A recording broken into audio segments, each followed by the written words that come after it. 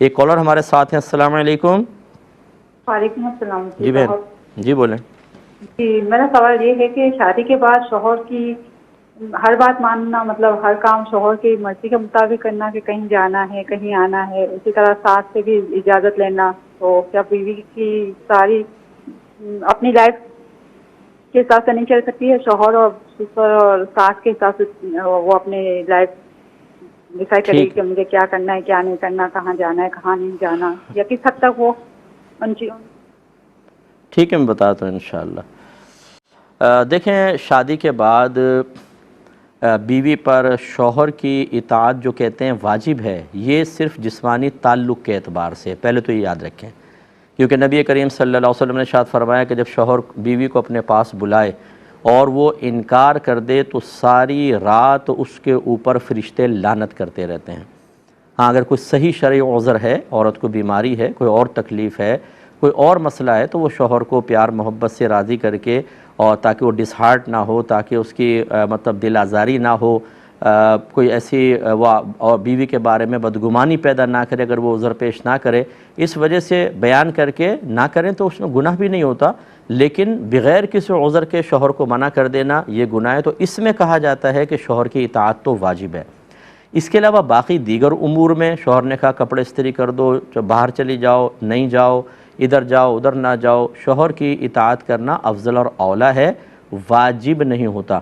افضل اور اولیٰ کا مطلب یہ ہے کہ کہنا ماننا بہتر ہے. نہ مانے تو اس صورت میں گناہ گار ہو سکتی ہے کہ جب شوہر کی شدید دل آزاری ہو، ورنہ نہیں ہوگی. یوں کہہ لیجئے آپ کہ شوہر اگر کوئی بات کہے تو عورت غور کر لے کہ اگر میں اس کی بات نہیں مانتی تو کیا اس کی دل آزاری ہوگی، کیا یہ مطلب غصے میں آ کر کوئی غلط اقدام تو نہیں اٹھا لے گا، تو اس کو کہنا مان لینا چاہیے. اور اگر نارمل وے میں جیسے شوہر کہتا ہے بھئی نہ جاؤ آج بھی بہتر نہیں ہے، اور بیوی کہنے بھی میں تو جا رہی ہوں، تو اب یہ نہیں کہ بیوی شوہر کی بات کیوں نہیں مانی، گناہ گار ہوگی. تھوڑا بہت بیوی اس طریقے سے کر سکتی ہے. باقی جو ساس حضرات خواتین ہیں، ساس ہیں، وہ شاید میری بات کو سن کر کچھ ناراض ہوں گی کہ جی ہمارا گھر کا ماحول مفتی صاحب نے خراب کر دیا، اچھا خاصا ہم نے گھر میں ماحول بنایا ہوا تھا. لیکن اصل چیز ہے شریعت. میں بڑی معذرت کے ساتھ، کیونکہ بہن نے کویسچن کیا، مجھے شریعت بیان کرنے کا حکم ہے، تو اس لیے ساس کی اطاعت بہو کے اوپر کوئی واجب نہیں ہے. لیکن یہ ضرور ہے کہ ہم اپنی اکیڈمی میں بھی بچیاں ہوتی ہیں، ہم کہتے ہیں کہ ساس کو بالکل والدہ کے مثل سمجھیں. اگر وہ پیار محبت سے کچھ کہہ رہی ہیں تو ان کی اطاعت کرنے میں سعادت کی بات ہے.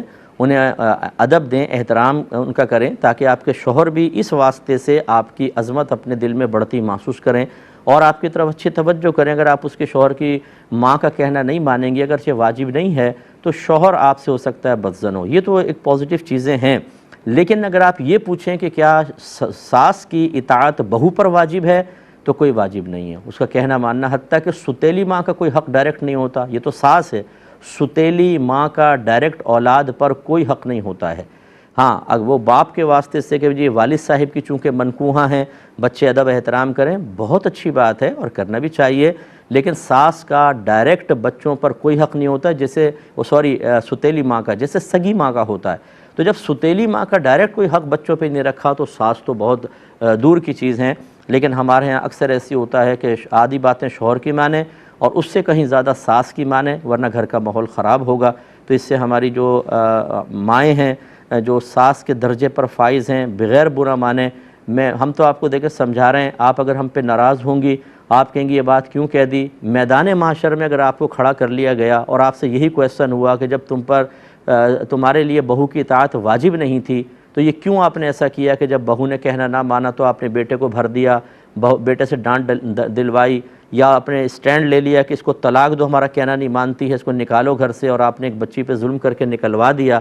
کیا آپ سمجھتی ہیں میدان محشر میں آپ ہی گرفت نہیں ہوگی، آپ کو نہیں کھڑا کیا جائے گا، آپ سے حساب کتاب نہیں ہوگا؟ اگر آپ کہتے ہیں کہ نہیں، تو پھر میں کچھ نہیں کہتا ہوں، آپ اس پر قرآن و حدیث سے دلیل لے کر مطمئن ہو جائیں.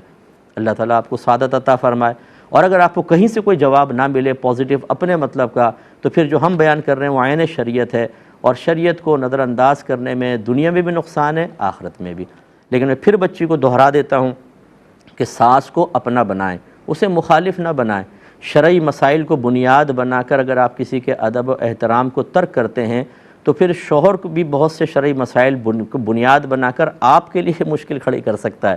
ہر ایک کو ہم نے تو شریعت سیکھی نہیں ہوتی نا، ہمارے گھروں میں اپنے بنائے ہوئے خود ساختہ قوانین سے نظام چل رہا ہوتا ہے، نظام شریعت تو جانتے ہی نہیں ہیں۔ شوہر کو کیا پتہ ہے کہ کیا میرے حق ہیں، کیا فرائض؟ بیوی کو پتہ ہے، ایک ڈائری لیں اور اس پہ اپنے حق اور فرائض لکھیں کہ یہ میرے حقوق ہیں، یہ چیزیں مجھ پہ فرض ہیں، اور اس کے بعد کسی اچھے مفتی صاحب سے فتویٰ لے لیں اس کے اوپر کہ جو ہم نے خود ساختہ حقوق اور فرائض کی ایک فہرست بنائی ہوئی ہے، ان میں سے کتنی کی شریعت واقعی اس کو حق مانتی ہے، واقعی اس کو ہم پر چیزیں کو فرض مانتی ہے۔ آپ دیکھیں گے کہ اگر آپ نے 10 چیزیں لکھی ہیں، 8 تو ویسے ریجیکٹ ہو جائیں گی، کوئی 2 چیزیں ہوں گی، اور بہت ساری ایسی ہوں گی جو آپ نے لکھی نہیں ہوں گی، حالانکہ شریعت نے ایک شوہر پر یا بیوی پر یا ساس پہ یا سسر پہ یا نندوں پہ واجب قرار دی گئی ہوتی ہے، اور ہمیں پتہ ہی نہیں ہوتا، کیونکہ ہم دین تو سیکھتے نہیں ہیں، اور اسی کا سب سے بڑا نقصان ہوتا ہے۔ میں نے کافی اس کا جواب دے دیا ہے، اس جواب کو 2-3 دفعہ سنیں۔ ہوتا یہ ہے کہ خواتین کو جب اپنے مطلب کی کوئی بات لگتی ہے تو وہ ذہن میں بیٹھ جاتی ہے، اور جو آگے پیچھے بیان کیا اسے سب بھول جاتے ہیں۔ مجھ صاحب نے تو یہ کہا ہے، پورا سنیے گا، ہر چیز کو ہم کوشش کرتے ہیں کہ بیلنس کر کے بیان کریں، کسی ایک کی فیور میں بیان نہ لگے، ورنہ بعض اوقات سامنے والا جو ہوتا ہے یہ سمجھ کر کے دوسرے کی فیور کا کہہ دیا، وہ شریعت کا انکار کر دیتا ہے، اور اس میں آخرت کی تباہی ہے۔ تو چاہے ساسیں ہمیں سن رہی ہوں، بہویں سن رہی ہوں، ہماری گزارش ایک دفعہ ہمارے جواب کو یوٹیوب پہ پروگرام ڈل جائے گا، 2-3 دفعہ سنیں تو آپ کو اچھی امید ہے کہ آپ کو کچھ حاصل ہوگا۔